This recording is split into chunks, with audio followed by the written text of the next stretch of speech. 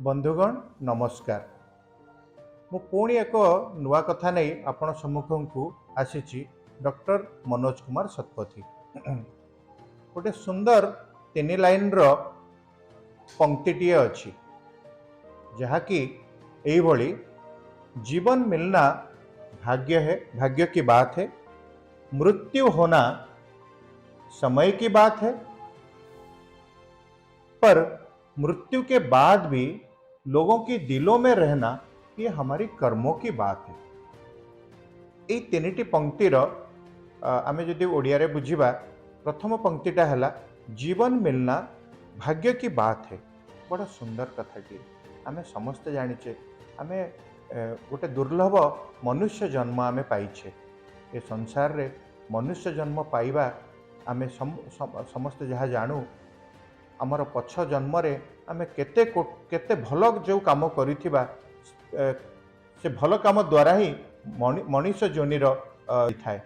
तेणु जीवन मिलना एक भाग्य की बात है, मृत्यु होना समय की बात है। आमे समस्त जानिचे जन्म मृत्यु एटा आम हाथ में नहीं, मनुष्य हाथ में नहीं, एटा केवल ईश्वर हाथ में ही अच्छी।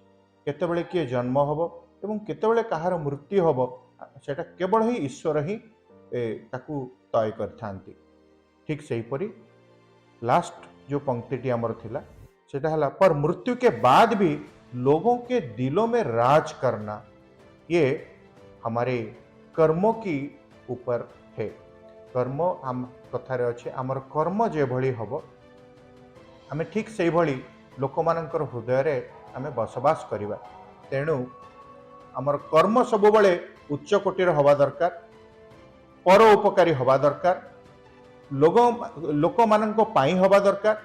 आमर सब बळे साहाय्य मनोवृत्ति, सहानुभूति, लोकंक प्रति सहयोग, यही सब जदि आमे मनोवृत्ति रखिबा, सकारात्मक सोच रखिबा, जदि एई भलिया आम कर्मटी हबो तमाने निश्चित रूप से आमे लोक मानकर हृदय रे सेमाने हमको भल पाइबे एवं तांको हृदय रे आमे राज करिबा। तांको हृदय रे सबुदिन पई मृत्यु परे भी रही जिबा, एथिरे कोनोसी अर्थक्य नाही। धन्यवाद।